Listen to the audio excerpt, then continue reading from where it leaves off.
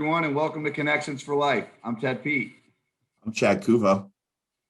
I'm Joe Surratt. You sure you're not Ted Pete with your background being the same? No, but I am wishing that I was on call with Ted at National Fuel. So I was actually going to tell the audience to guess whose background was actually real. Oh, sorry. I killed it. No one replies anyways. No, I didn't. I decided not to make a wonderful entrance this week just because we have enough going on and I just didn't have time to prepare for it. By enough going on, why don't you elaborate, Chad? What exactly is about to take place?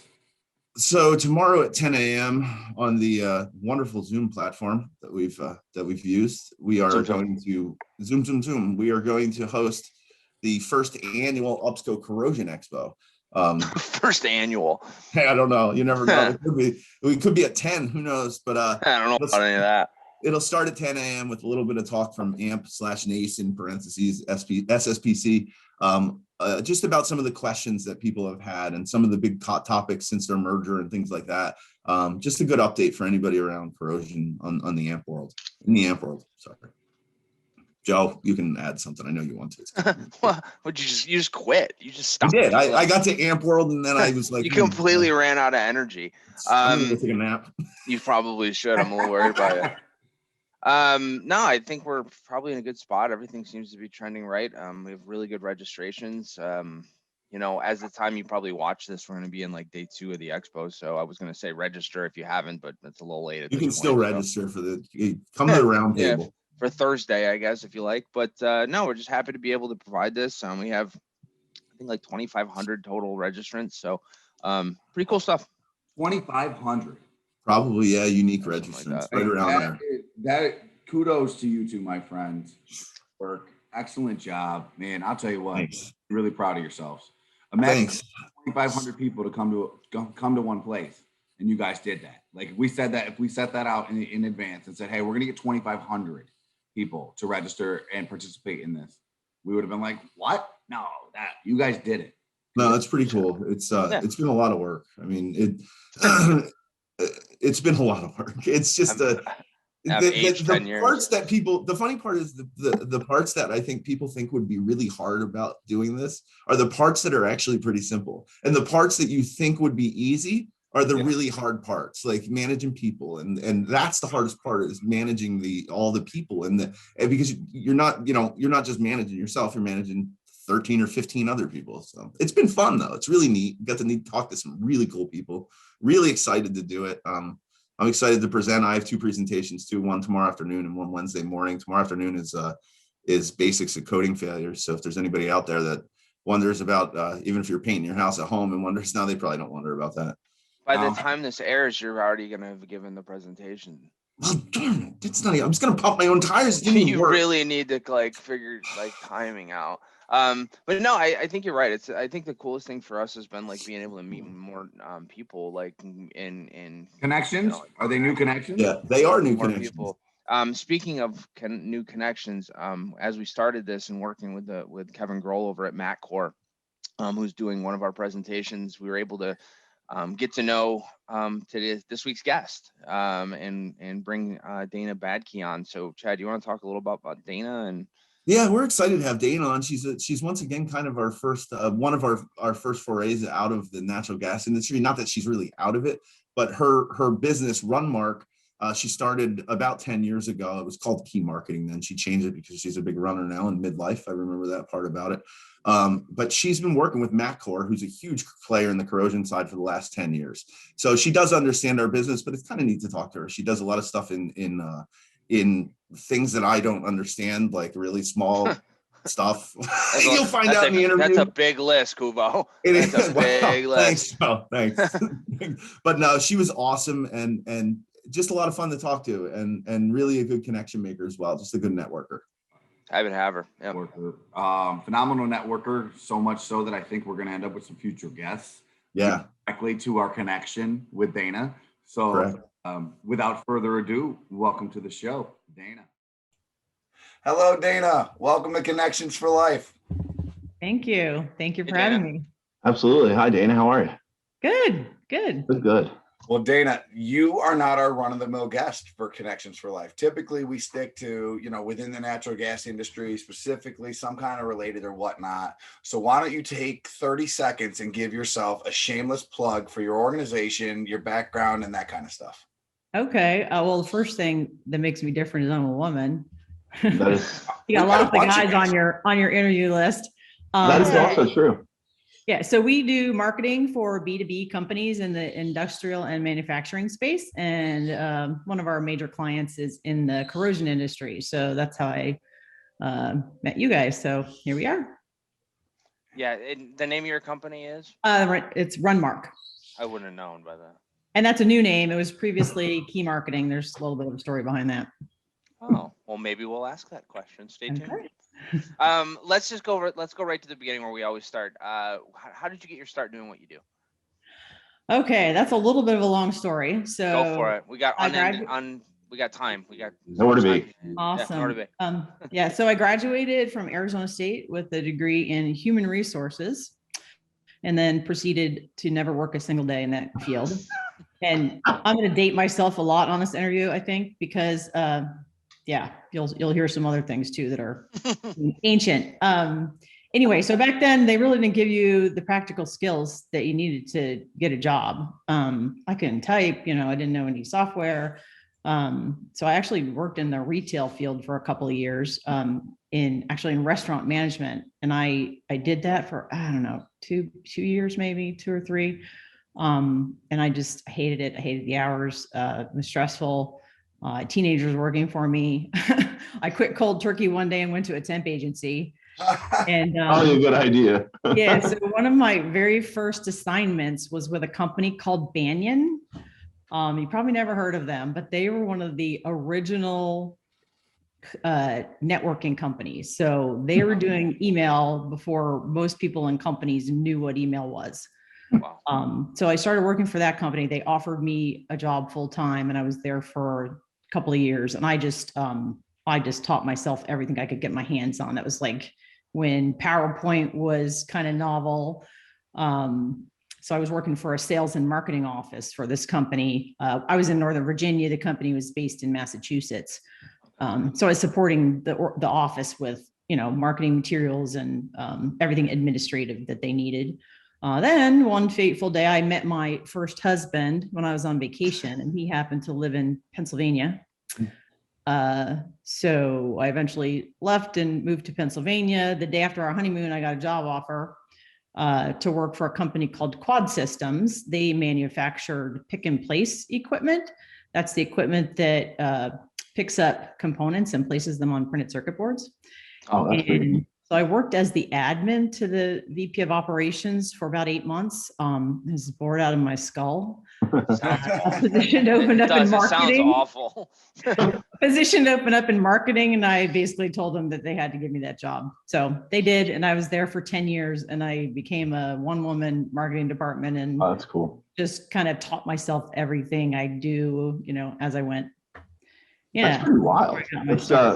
That's pretty neat, especially coming from the HR side of the degree. Yeah, I'm kind of glad in hindsight, that I never worked in that field. I kind of picked it because I was undecided as a junior and wasn't sure what I wanted to do.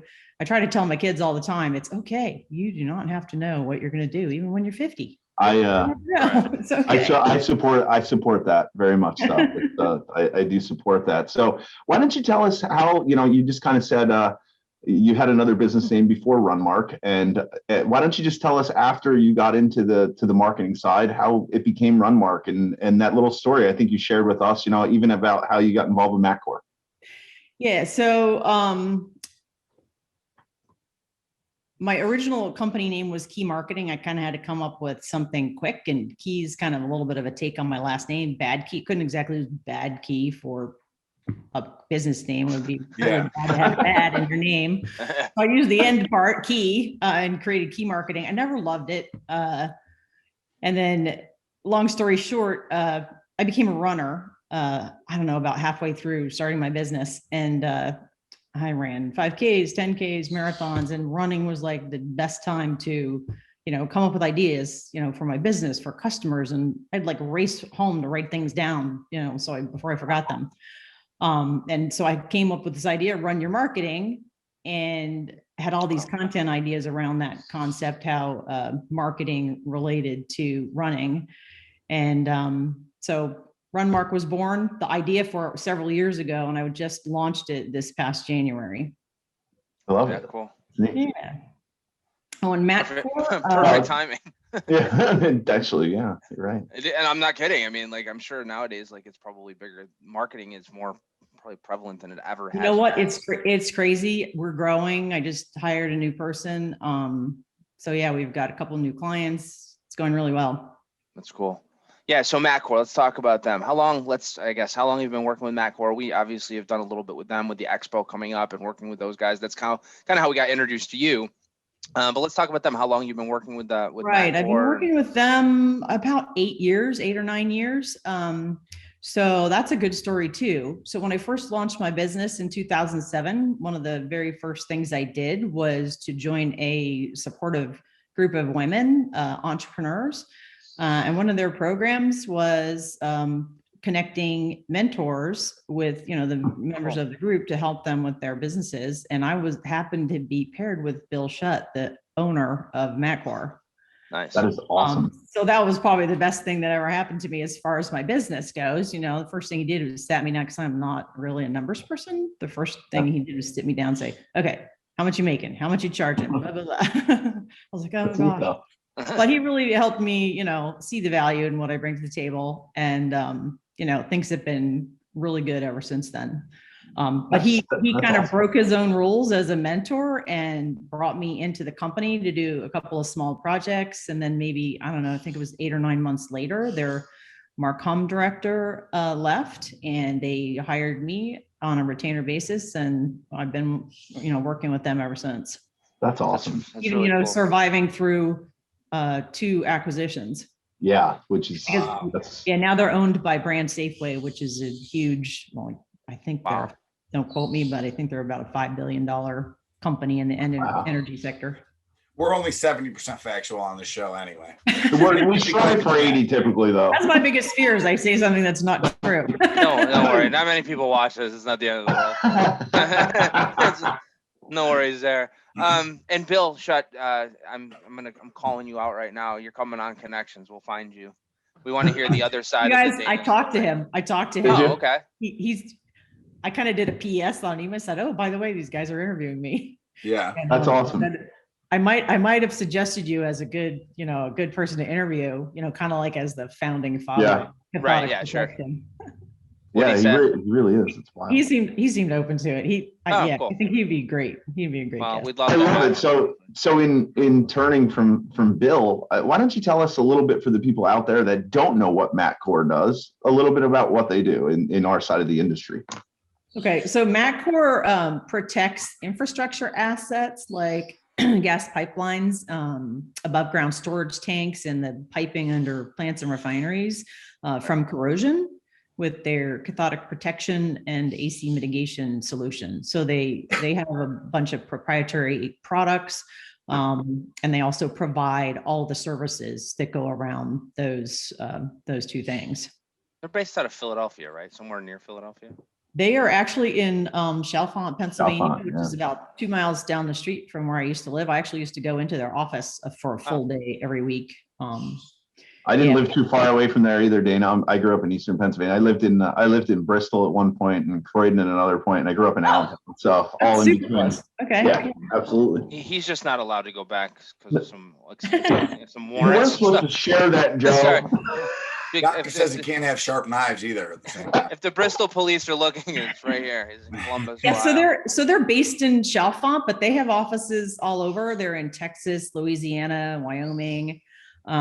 They've also got an office in Western Pennsylvania.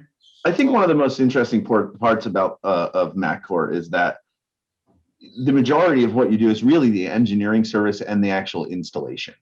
And I think a lot of people don't see that portion of it. It's you guys encompass so much in the corrosion world, and without you and you have some competitors out there, but without you guys and some of those competitors, the industry wouldn't be the same. It really wouldn't. Yeah.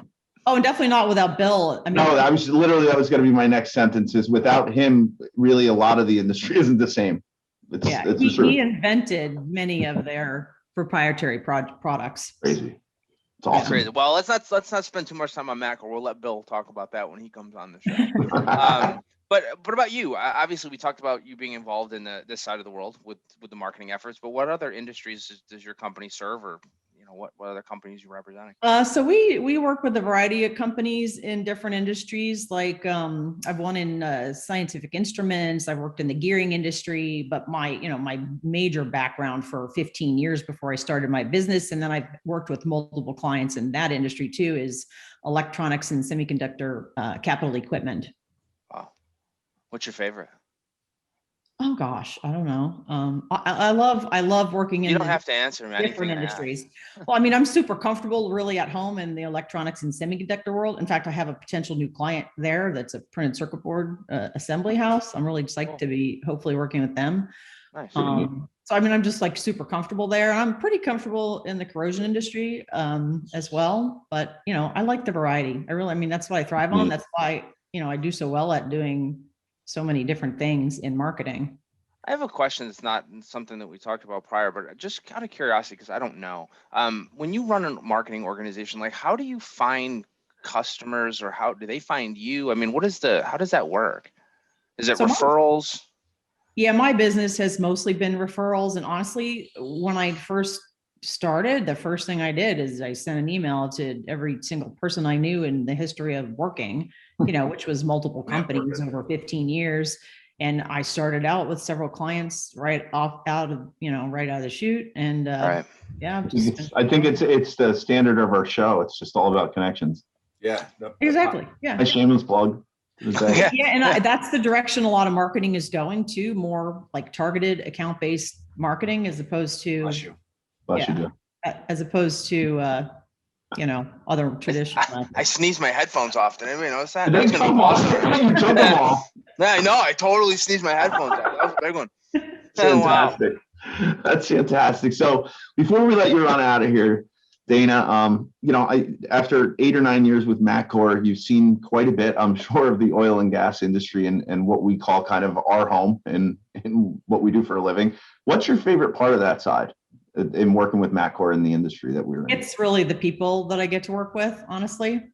And it seems like the industry is very tight knit and supportive. And I think it's a little stressful right now, things that are going on. A little bit. I think, a percentage are going to have to kind of rethink their, like a lot of companies have, pivot. Oh, you have to. And that's kind of why that's why you're here today, really. Yeah, exactly. That's one of the things that we had to do. We knew that, and the world's changing. It's crazy, but I have to agree with you. My favorite thing about being in this, and I've been in this industry for 21 years now, is definitely the people. It's there's none like them. It's such a great side of the industry for that. Yeah, I mean, like our owner Dan said a couple of his last week in the interview, like one of his best things and favorite things about being in the industry is the people that he's met and the friends that he's made. Our industry is unique. It's very rare that people come into the gas industry and then leave. You might go to a different organization, you might go do something different, but it always seems to facilitate or be involved in something to do with natural gas. So I think it's unique that way. I have a question for you guys. Oh boy. Do you think trade shows are going to come back? And if they do, like, are they going to be anything like they were before? You can go first, Joe.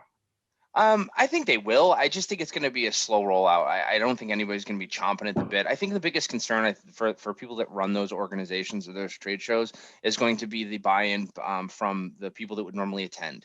I think the exhibitors, no problem. We'll sign right back up, right, if we're going. But I think the attendees are it's going to take a while for that to kind of massage its way through and become more commonplace again.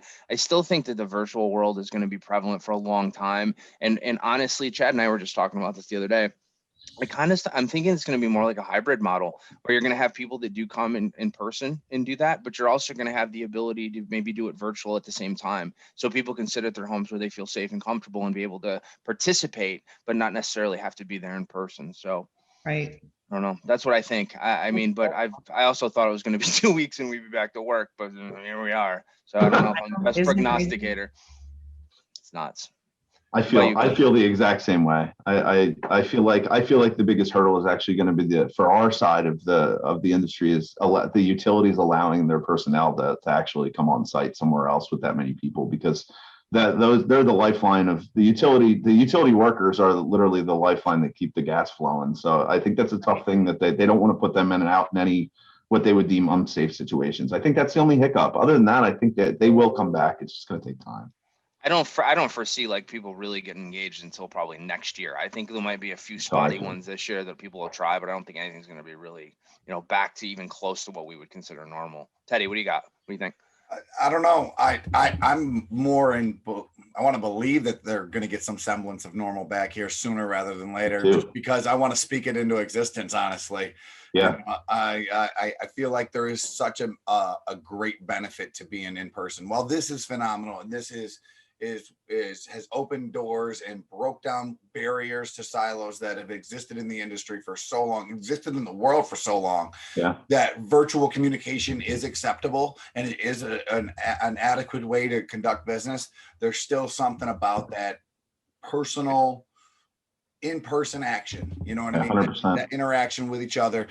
I think, like you said, the hybrid model of it, I think us hosting one of these at one, like we've discussed, doing a live broadcast during one of the lunches at like a trade show will be phenomenal. And where you're mixing the two norms for the people who aren't there, they can see this, you know what I mean? They're still there catching all this kind of stuff and along with the learning, but then those who want to be there, desire to be there, myself, we get that opportunity as well. So what do you think? You're the professional. I think they're going to come back gangbusters at some point. But I agree, the hybrid's probably going to be somewhere in the middle there. But I think people are like dying to get back to the in-person connections. I agree. The only thing I worry about is, like Chad said, is where we have gas utilities missing 40 or 50 or 60 people to a show. They're going to be less apt to want to be able to spend that money, number one. And number two, have the potential for somebody to go there and get sick and then potentially bring that back and get other people sick. And I think they're going to have that concern for a while. I don't know. I worry about that. I don't think it's a matter of want. I think everybody wants to get back to what it used to be like. I think it's a matter of what's going to be allowed and tolerated based on policy. Right. So, it'll be interesting to see for sure. That it will. Fingers crossed. We'd like to get to at least one or two this year. They're still on the docket for the end of the year. So yeah, absolutely. We'll see. I think that rounds it up. Joe, you usually send us out with our with our stuff. Yeah, you always say thank you. I don't even attempt to anymore because you're too good at it. It's great to be good at something. You just tell me I'm good at stuff, so I do them, and you don't have to. That's the total. I'm getting smart enough to realize that. Well, I just want to let you know that every time you do it, you get better. So thanks, bud. It's practice. I appreciate it, Dana. Honestly, thanks for coming on. I think it's been cool to get to know you. We started getting to know you via the Upsco Expo that we're putting on because we reached out to Kevin Grohl, and then Kevin's on the thing, and then it kind of all materialized, and here we are. But it's just really unique to be able to talk to somebody specifically for Connections for Life that does something that is so impactful from a connection standpoint, but isn't necessarily in our industry, so to speak. I just think it's really neat, and I think that's one of the cool things about what we're doing here, and one of the things that we enjoy most about the show is being able to just meet people. You and I would have probably, or all of us would never have met you had we not started doing this show. And I feel like agreed. We'll continue to talk and share ideas and communicate, going forward. And that's just one thing that we really appreciate. So thanks for coming on. We really we enjoyed talking with you. I apologize if we don't have many female interviews. We'll have to work on that. It's not for lack of effort. We've tried, but they hate us. Yeah. So we're gonna try. We'll try a little bit harder, but no. In all seriousness, thank you. It's been fun. Means a lot. Dana, thank you guys. I appreciate it. We really appreciate you joining us. Thanks, Dana. You are welcome. Dana, great interview. Really loved hearing from you about all the aspects of your business, how you interact into the natural gas world. It's tremendous to see things from your perspective. So thank you for joining us. Yeah, it's kind of neat. I think it's cool to bring on somebody that's not in the industry sometimes to get a different perspective of what everybody else is kind of doing, and or even like a fringe player in the industry like Dana is. Yeah. I mean, Yeah, I mean, it's just kind of, it's unique. I mean, it was cool bringing Patty on a couple episodes ago. I know we have some other people coming up here in the near future that are a little different, kind of from some different. I just have one life. question, Joe. How did you get through saying patio without saying patio furniture? I'm proud of you. I'm really proud of you. If you could see my brain, I was like, and I didn't say it. Yeah, I don't know. Hey, what are you gonna do? It's just I'm not on point. Chad and I are a little tired. We've been running like crazy with the expo. I was working last night, so it's just I'm a little logy today. Not firing on all cylinders. But hey, win some, you lose some. Funny. What are you gonna do? Well, so for a little industry update, I actually am bringing something to the table for once, and great job. One time. Everybody has a role. 50 episodes, one time. All right. So I saw this and I thought it was really, really interesting. So with the big cold front that we had back in February, underground natural gas storage reaches near record withdrawals. So with the significant demand for natural gas in mid-February, it led to the second largest reported withdrawal of natural gas from storage in the United States. Wow. But we still had enough. Yes. More than enough. Our weekly stocks fell by 338 billion cubic feet the week ending of February 19th, which was 3 times the average withdrawal for mid-February. I wonder what percentage of the total amount that is. That's a big question, but I just wonder, you know what I mean? If you're 3 times the amount, did we knock it down where we only have 20% reserve left? Or, I just wonder. That's interesting. I don't think so. No, doubtful. We have enough natural gas. That's for sure. Yeah, definitely. That's a neat one though. It was just really cool, like to see, like, wow, like that's the coldest been. Well, it goes, and I know we don't jump ahead a lot, too much. We don't, but in the next few weeks, we're going to have Dave Schreiber from the APGA on him, and we had a really good conversation with him last week about almost this same thing, but it was a little bit more in the money and regulatory side. Schreiber. Sorry, I'm not a good pronunciator. I said merfactin last week. This is what happens when you go off script. Look at this. This is exactly what happens. You said pronunciation correct. I got to go to the bathroom. Oh, great. I'm glad everybody now knows that. I do want to point out one thing. That is a cool. I'd like to dig into that a little bit more, learn a little bit more about that. Why don't you make a gas factor on it, Joe? Why don't you do 2 things? Whoa. God forbid. You also owe a couple of people $5 because last week you said whoever commented. So I don't know if people want to send their Venmo. You should put the names out that won, though. Yeah, I know you wrote them down, Joe. The names that won. Yeah, it was Doug Stafford as always. Dougie. Yeah, Dougie just hopped right on there. He's retired, so he watches. I think he's the guy. And Aaron Nelson, who's a LinkedIn follower of ours. Yeah. So. And she win something at the Upsco Expo back in? She might have when we did the. Aaron won something there. She's not in the gas industry, so no, she didn't win. No, she's just a follower from LinkedIn that came across us and likes our show. So you owe $10 out there. So I'll reach out and make sure that those payments take place. We'll see. We'll try and figure out how you get. There's a 10% penalty every week. Nice. It'll be $11 next week. Yeah. And you owe them $11 now.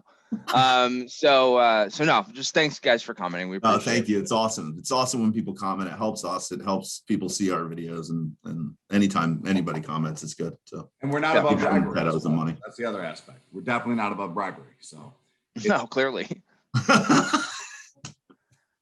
I don't know, guys. Yeah, I love that picture.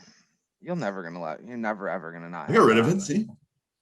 Yeah, for now. Yes, I just, we talk about like gas, natural gas, like being a heating source, or all of the things that natural gas is used for. Most people think of heat, right? To heat your homes, to heat your water, to cook your food.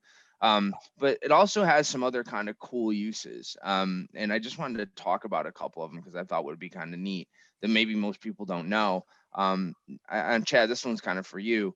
A lot of hockey rinks use natural gas to chill the glycol that's used to produce the ice hockey for rinks. I did not know that at all. Yeah, that's kind of a new one. I got one for you too, Ted.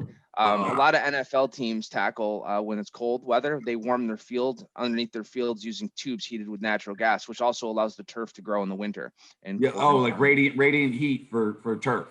Yeah. So that's awesome. But that was kind of neat. And I got one more.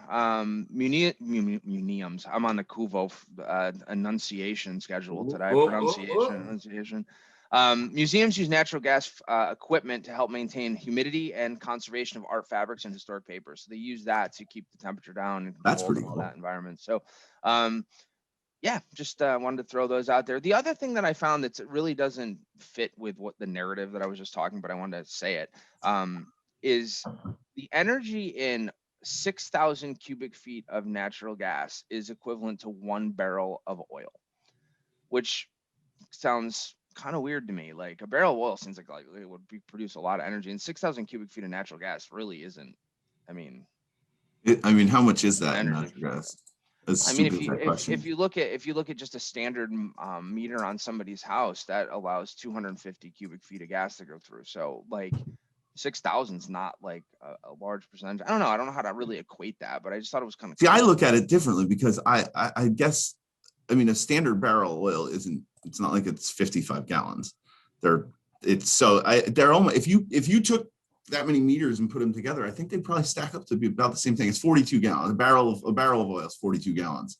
So I don't know. 6,000 just seems like a lot to me until you put it in perspective. You know what I mean? Until you put it doesn't from a usage standpoint. I know, but it's like 1 equals 6,000. And you're like, wow, 6,000 seems like a lot then. It's like when you trade in the dollar for yen. It was kind of weird to equate it to that. I don't know. I screwed that one up. That's it's interesting. I like that. And there's one other one too that I thought was neat. North America has more natural gas than Saudi Arabia has oil.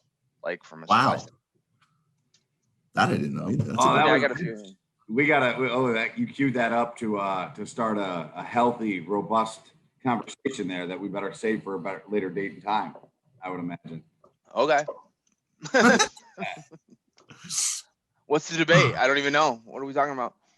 Well, you said that North America has more natural gas reserves than Saudi Arabia has oil. Correct. According to this website that I found. It's on the internet. It's clearly true. I'm a French. Definitely true. By the way, I want to preface all of my gas facts. If they're wrong, blame the internet because that's where I get them from. I'm not like in the Encyclopedia Britannica looking these up. She's not cross-referencing these on Google. Yeah, there's not a whole lot of extra work going into that. So I don't know. Let's get off. I'm done with this. All right, let's go. We got to go send registration list to like 7,000 more people. So. Take me all day. Well, you guys enjoy doing that. It's always. Thanks. To our subscribers and followers, thank you from the bottom of our heart. Yes, thank you very much. For watching, please remember to like, click, subscribe, all the above, and we will talk to you next week. And Ted will give out $10 this week to people who comment. So we up the ante. He forgot to tell people though. But Chad will. Giving $10 out this week. You notice how nobody throws my hat in the ring for that? Like they know it's not happening. They already know it's I love not it. All right. Until next week. Thanks, guys.